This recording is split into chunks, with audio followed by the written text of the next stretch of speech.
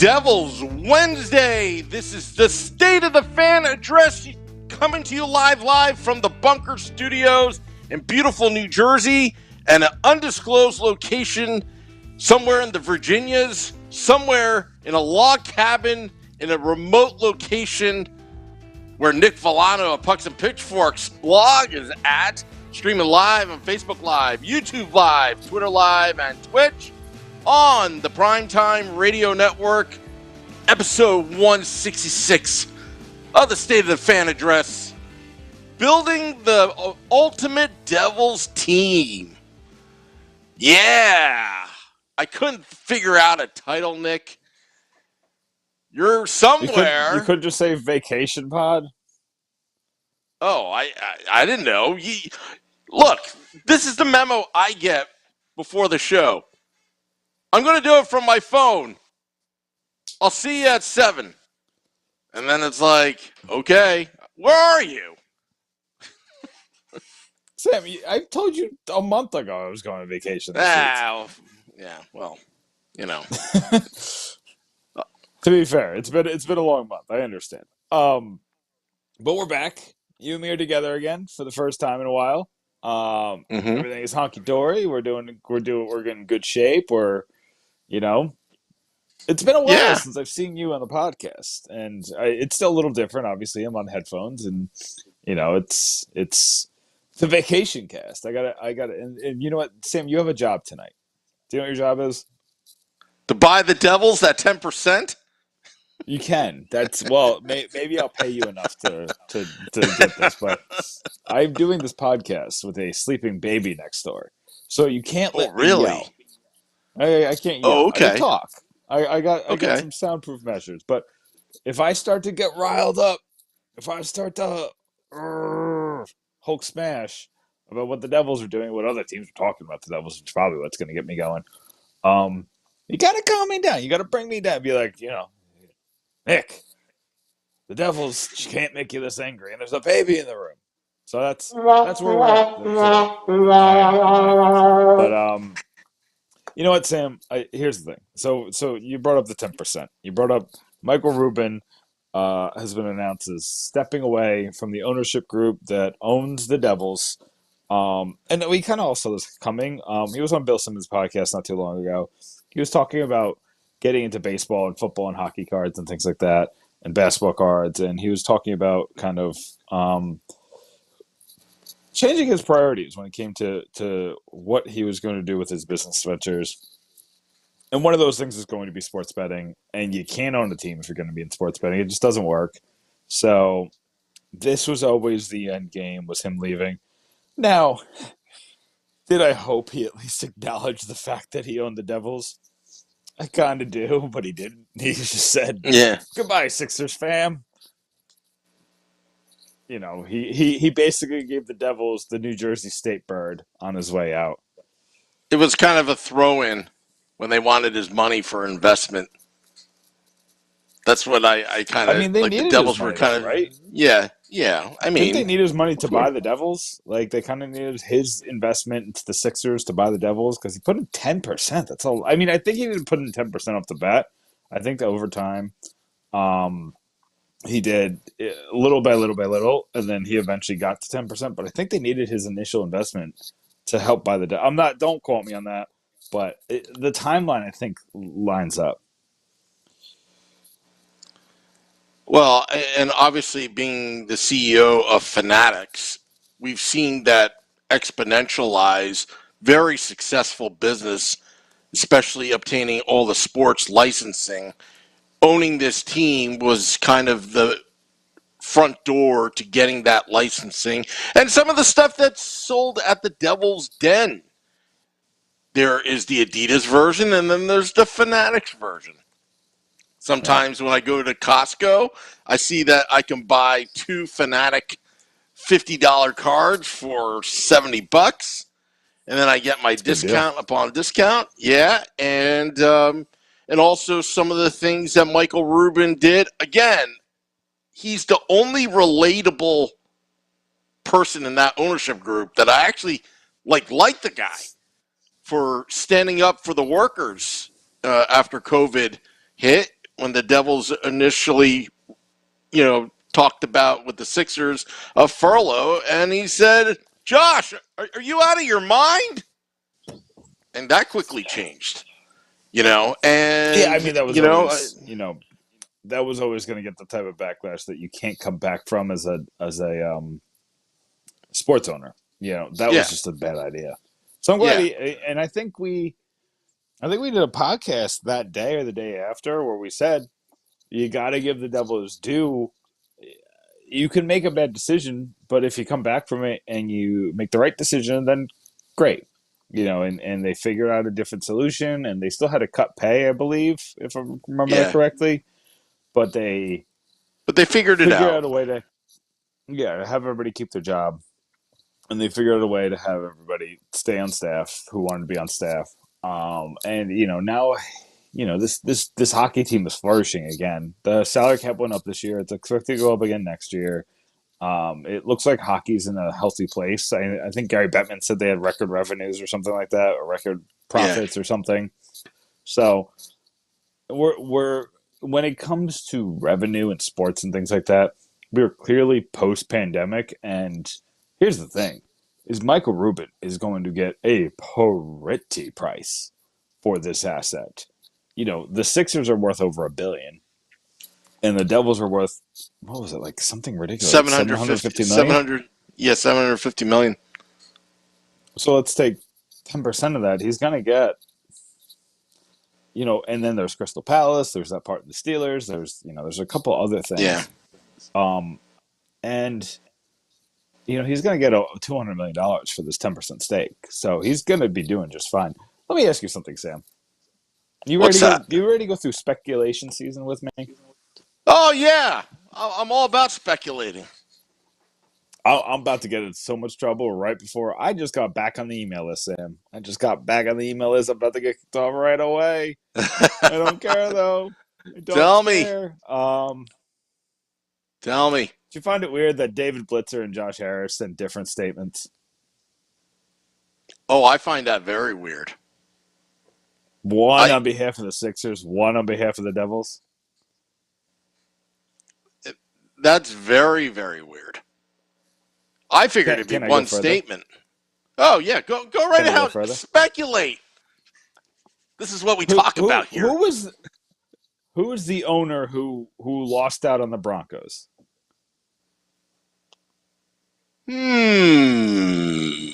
The one that's willing to pay $5 billion for an NFL team Mm-hmm. and put that statement out there.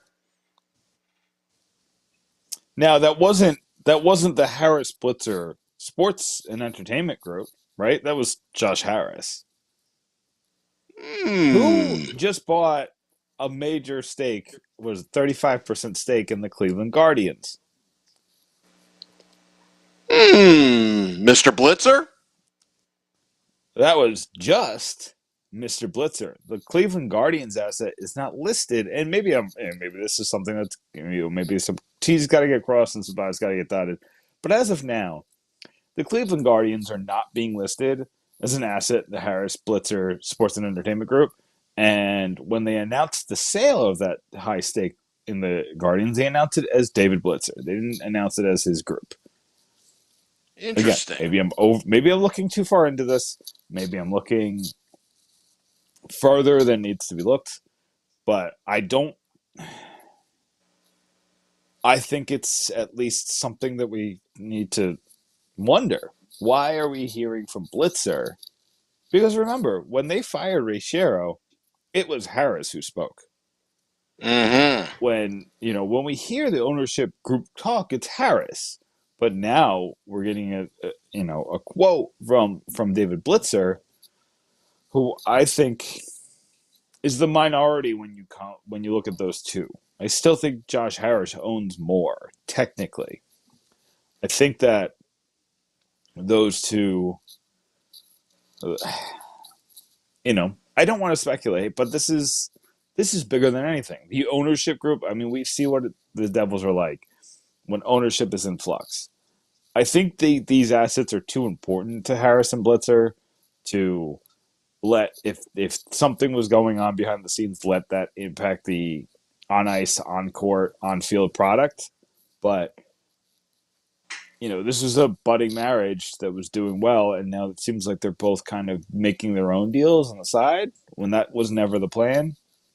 And it's curious, Sam. I'm curious. Are you curious? I'm pretty curious. I mean, I don't know. It was David Blitzer that was doing interviews with Erica and Bryce. Mm-hmm. The could it be that one owner has sorry, we're not allowed to say owners anymore. One managing partner is focused on Philadelphia, and the other managing partner is focused on New Jersey.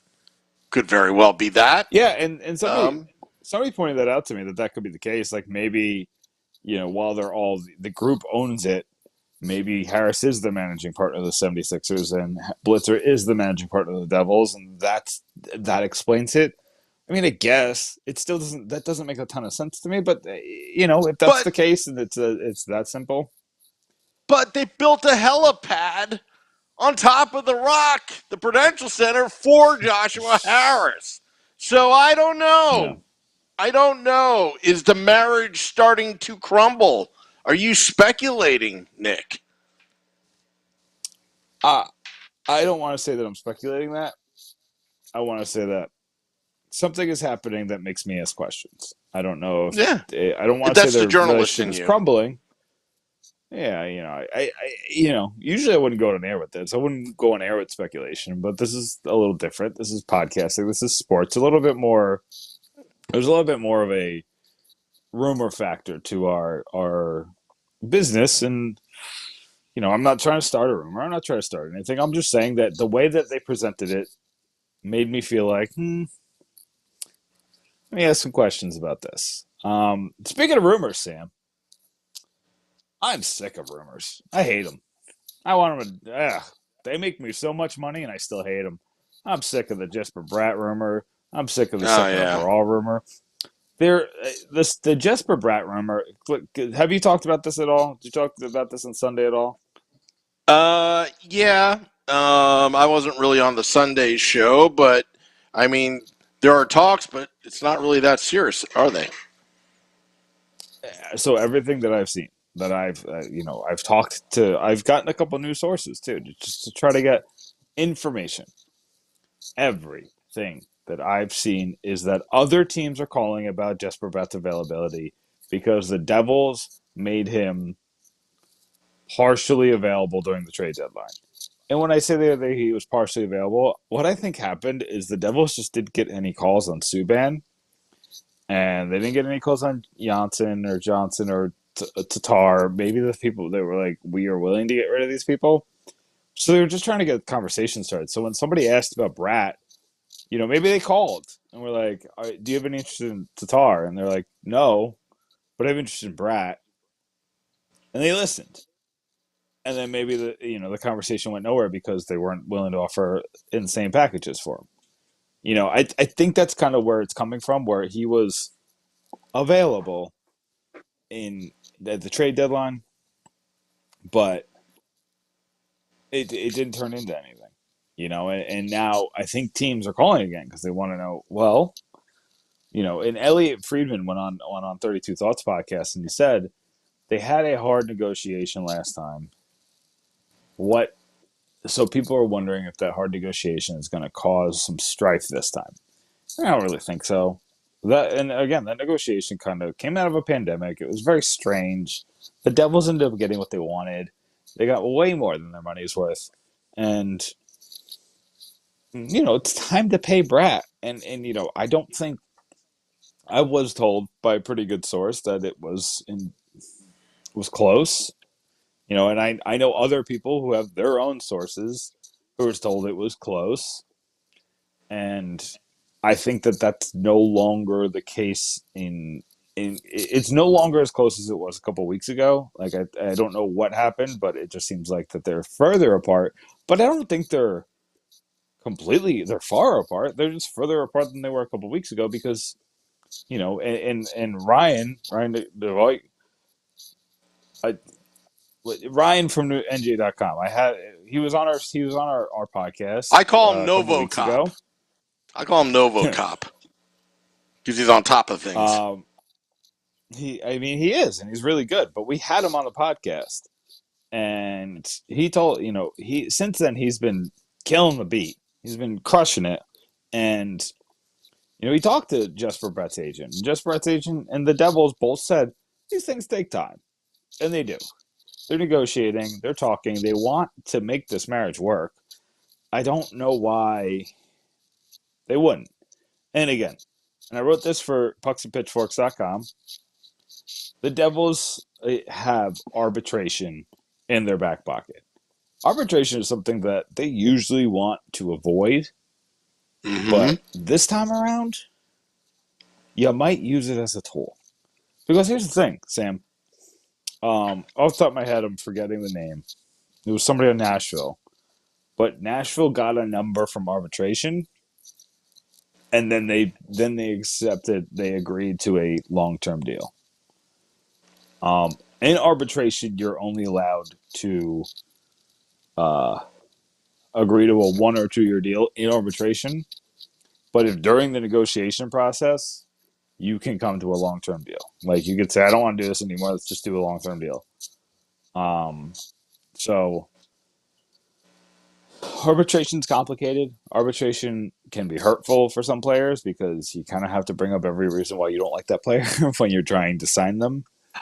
I A don't think it la has to get that nasty. Lou Lamoriello and Scott Niedermayer.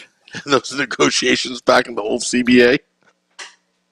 Yeah, I mean, Lou Lamoriello was famous for going. He used arbitration as a tool, and he might have made a lot of his players mad because of it. Oh But yeah. I can't see them doing anything unless Jesper Bratt is a part of this psychotic second overall trade where you're talking about changing entire lineups with one trade. Like I'm talking like maybe you're trading for. I'm trying to think of like what asset would be worth both, and it would have to be two assets. Unless you're like, because there's no player that's not a center or a right-handed defenseman that's worth just for at second overall. There's none. Matthew Chikar is not worth those two players. David Pastrnak with his contract not worth those two players. He's not. There's nobody. Yeah. There's nobody who could even come close to that trade. Who's even willing to come close to that trade? So I don't see a winger who's worth that. Like you're talking about centers, and the Devils just don't want to delve into that unless you. I mean, I don't even. I think you're more likely to trade a second overall and a Dawson Mercer, which was still a stupid move. I don't like that move. But if you're going to get into that realm, you're not going to trade Pratt. I know you got to pay him, but they have all the money in the world. Let a team come and give him an offer sheet because the Devils are going to match immediately. Because to get them to not match, you're Or talking take the about draft two picks. first-round picks, a second and a third. Yeah. That's what I'm saying. You're talking about two first-round picks, a second and a third. And that's starting in 2023. I don't think that's. I'd have to double check the timeline, but I'm like 99% sure that it starts in 2023, and you can't protect those picks. So for Jesper Bratt, I don't think any team is going to take that kind of a chance looking that far in the future, and I don't think anybody's going to go in that stratosphere on a contract. I think that's. Mm-hmm. I think what I'm talking about right now is $8 million. I'd have to double check the numbers, but nobody's giving Jesper Bratt $8 million. He's just not getting that. He's not worth that yet. After he had one really good season. Here's the thing: is a lot of players have one really good season. Kevin Fiala is another one where you're kind of taking a chance on that contract because he's had one really good season. There's a couple other players who got into the 60, 70, 80, 90 point range because the season was weird, and a lot of them are up for contracts. Would you trade him package him to Chicago? For Jesper the Bratt? Brinket, Yeah. I mean, I I think would trade there's going to be. him, but I wouldn't trade him in the second overall pick. No. You can't do that. You can't do that. That's what. But again, like if Chicago comes to me, says we'll give you. Let me try to work this out in my head. We'll give you DeBrincat, Kirby Doc, and like a veteran. I don't know, like somebody who's like, um, so let's try to figure out from the devil's side. Let's say they want, if you want Jesper Bratt, like I think they're gonna want the second overall pick. So I just don't think that they're gonna like to get Bratt in this deal. They'd have to do like DeBrincat, um, Doc, and just Doc just because of the upside, and like Kubalik or something, you know.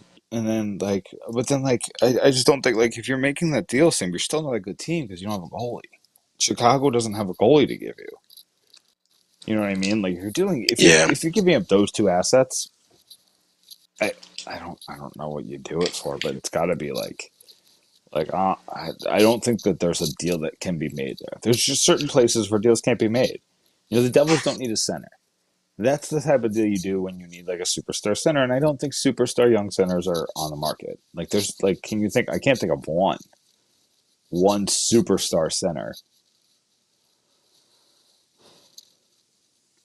I they're all pretty much locked up because teams don't want to give those up. Maybe Pierre Luc Dubois, but is he a superstar anymore? Like super duper star? Like he's definitely not worth Jesper Bratt alone.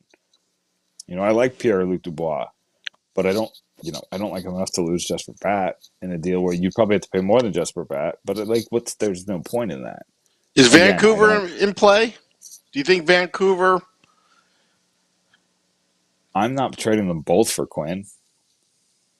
Oh well, there's other people I was talking to. They're not talking about Quinn Are you talking about Pedersen? or the Brock Ness monster. But Bratt's better than Brock Besser. Yeah, I would agree. You know, he I'm just just throwing is. things out there. I'm just throwing things out there. Maybe somewhere in Calgary could there be a trade to be had? I mean, the Chuck thing is the one place where I think you make the trade and you're not upset. You know what I Hmm. mean? Like the Devils Yeah, fans aren't upset. Um, but I just don't think I don't. I the rumors have dried up, and I think it's because I think Calgary's made it clear to the people that matter that the Chuck's not moving. They're focused on trying to re-sign Gaudreau, and I'm hearing a lot of rumors that Gaudreau and New Jersey are going to be a fit. But I'm finding that hard to believe. What do you think about that, Sam? Do you think that the Devils really can sign the biggest free agent again? Goudreau. I don't think so. This is now two risk contracts, two big risks. Because Dougie Hamilton was always a risk at that price. I think he's a really good player. I think he's going to do just fine next year. I think he was just. I thought he was really good for most of the year until he got hurt. After he got Just hurt, he remember, was basically a. just just remember one thing. It's been well documented that the Devils management think that they're really one goaltender away. They really think that. Mhm. I don't think that. But if that's true and they're thinking that, why would they go after other high risk free agents at this point? The goalie market Well, you can is afford kind them. of dry. Yeah, Yeah, but the goalie market's look, weird. I'll tell you. Let me yeah, tell you this. I think the goalie market's weird. I don't think it's dry because I think it's. I think there's going to be goalies made available. I'm going to spend some time figuring that out over the next couple of weeks. I'm focusing a little bit on the draft right now. I did a Cooley versus Slavkovsky piece. That's out right now that you can go read. I think that's a fun little piece that's just comparing the two. But um, I think the goalie market is not as dry as we think. I think we're going to learn that other goalies are available. It all depends. I think we're all waiting on Winnipeg. If Winnipeg doesn't get Trotz, I think they're going to take a coach that's going to kind of rebuild them a little bit. I don't know where Trotz is going to go at this point. The Trotz thing is weird, right? Like he's it's just almost not like going to he's play this year, right? LeBron He's not going to coach James. this year. I mean, but he's also running out of suitors. Vegas went with Cassidy. Florida went with Paul Maurice. That was a Yeah, bombshell today. You know, he, you know, the interim coach might. I mean, there's some people clamoring for him to come to the Devils. That would be an interesting situation. I think that there's two sides to that argument. I'm not like he won the President's Trophy. You can't take that away from him. And he did it after Joe Quenneville just randomly stepped down in the middle of the season. But he just threw up on himself in the postseason. Excuse me to be brash, but he was bad in the postseason. Like he was a bad coach. Like even against Washington, he didn't do a great job. His team was just so talented that they could just skate through it. But you can't do that against Tampa. And that's why they got swept, because they just never made the right adjustments, and that's going to be frustrating if you put them on a team like the Devils. But you're right. This ownership group thinks that they're a goaltender away. Does that mean you go all in on John Gibson? Would you go all in on John Gibson? Me? No. I think Is there a goalie that you would go all in for right now? I don't like any of them that are available, to be honest, and that's a problem. And I hate to say it, but I'm willing to give Mackenzie Blackwood one more try this season, but I wouldn't mortgage the future, nor would I be stupid with giving another back contract out to a goaltender at this point. Yeah, that Jack Campbell situation is starting to worry me, because a lot of people are. I mean, I don't think it's anybody I really trust, but there's a lot of people pointing in our direction when they see that the Jack Campbell negotiations aren't going well. You can't pay him $6 million. Yeah, I don't think you can pay him $5. He wants a 5 by 6, I think they said. You can't pay him $30 million. He's 31 years old. You can't do it. I liked him a lot before. I really did, but the numbers are getting crazy. I did a deep dive into his. I wrote it for Pucks and Pitchforks. I did a deep dive on his analytics, and he did not have the season that his general stats. He was really good against bad shots, and he was really bad against good shots, and that's not what you want in New Jersey. Because we don't allow a lot of good shots, but when the good shots come, you need someone to make a save, and he's just not someone who can. So it's kind of where I'm at, Sam. I said a lot. Yeah, but again, my philosophy is before you get a goaltender, fix the defense. And they've got the right personnel, I think, right now at this point. But with Nasreddine gone, Mark Recchi gone, it's really imperative. I mean, do they even announce who's coming to be helping out Lindy Ruff? I don't, Sam.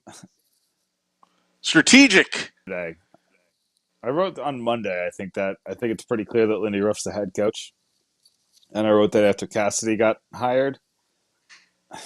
I'm starting to regret that. Can I tell you? I'm starting to regret that article, because the coaching carousel doesn't seem to be over, and the Devils are eerily quiet. And I thought they were quiet because they made their decision, but there's the wild card that is Ricard Gronberg, and there's also a team that can make a late decision like Force did. Mm-hmm. I don't think I thought Cassidy was going to be the one that was going to push them over the edge, but he wasn't. And I just don't even think the Devils talked to him. They don't know who their head coach is going to be. They're not going to hire assistants. At the same time, the coaching situation has gone on a snail's pace. So, there's a lot to figure it out. Yeah. I think the Devils have some time when it comes to the coaching. I don't think that I still if you made me put money on it, I'm saying Lindy Ruff is going to be the head coach. But something just tells me that there's something still going on out there. I don't know what it is. And at this point, I'm kind of accepted that Lindy Ruff could be the head coach, and we could still make the playoffs. We could still be fine. I didn't hate Lindy Ruff. I just hated his defense. you said you think that they need to fix the defense. I don't think they need to fix the defense. I think their defense is actually fine. I think that they use a different philosophy, a different voice. Honestly, if you take out Ty switching with Kevin Ball, and bring back Subban, this defense would actually be like phenomenal. If they did what they did last year. I'm not ready to give up on Ty Smith, but if you took out Ty Smith's season and you put on the averages that Kevin Ball did or the averages that I don't know. There's a bunch of players I could have put in there. Ty Smith was just had a season. That's the a New good Jersey point. Devils. I think they were 6th in high danger chances allowed last year. So the best is that were given up. The Devils were 6th in stopping them. So I mean, it's and maybe they it's food for thought, but that's kind of where I'm at. Yeah. I rambled for 30 minutes, though, Sam. I think that's a vacation cast for you. Yeah, and I think your internet is about to go to bed, so to speak. It ain't the only. Should we wrap it up? What do you have? Let's wrap what do you it have coming up this week? So right now you could definitely. I mean, there's gonna be a ton of draft coverage. So I did one that was Logan Cooley versus Slavkovsky. I'm still learning his name. Just bear with me. Tomorrow I'm going to do, or sometime this week, I'm going to do Simone Nemec and versus David Drashik.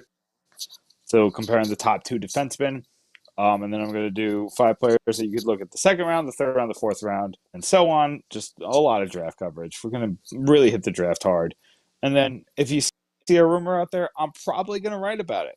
We wrote something about Ruben stepping down. That's on pucksandpitchforks.com.